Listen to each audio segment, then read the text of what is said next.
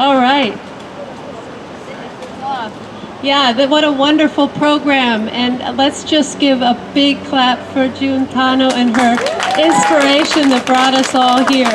Thank you all for coming to the Protect Oceans, Our Oceans rally and helping to amplify opposition to dumping radioactive wastewater from the Fukushima nuclear plants into the Pacific Ocean. You are here as water protectors, just like the Standing Rock water protectors protesting the Dakota Access Pipeline in 2016. You are here because you understand that after all that the people of Fukushima have been through since the horrific March 2011 earthquake and tsunami that killed 19,000 people and melted down 3 of the 6 Fukushima nuclear reactors, the people should not be subjected to more radioactive exposure. You are here because you understand that the residents of the only country in the world that experienced not just 1, but 2 nuclear weapons attacks should not be subjected to more radioactive exposure. You are here because you know that there is a lack of trust around how governments, corporations, and agencies, including the International Atomic Energy Agency, the IAEA, have handled radioactive and toxic exposure in Japan and around the world. Many of you have stories to tell about how you were told there was nothing to worry about, and then found out the bad news. We're here in New York City, still dealing with the toxic effects of the collapse of the World Trade Center towers. This year, the Indian Point nuclear power station finally closed. It had been dumping heated water, hopefully not radioactive, into the Hudson River, killing fish for almost 60 years.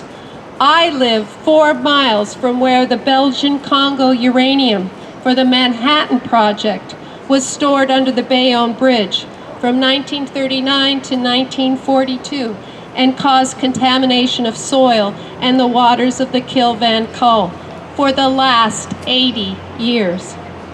The close relationships between governments, the nuclear industry, and the IAEA can only be described as collusion. As Bhaskar Tunkak, the United Nations Special Rapporteur on Toxics and Human Rights, said about the communities of Fukushima, it is their human right to not be exposed deliberately to additional radioactive contamination. This is a human rights issue. So how do we change the Fukushima radioactive wastewater dumping plan to something that respects human rights? Let me suggest 3 actions. Number 1, press for alternatives to the TEPCO plan. Greenpeace Japan says that TEPCO wants to do the ocean dumping because it is the cheapest solution, instead of expanding storage of the radioactive wastewater and looking for ways to slow the creation of more wastewater.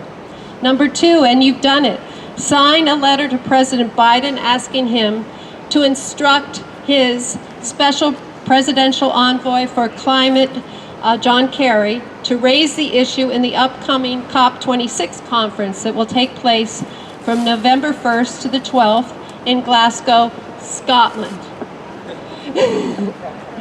We have letters for you to sign here. I think, has everybody signed the letter? All right.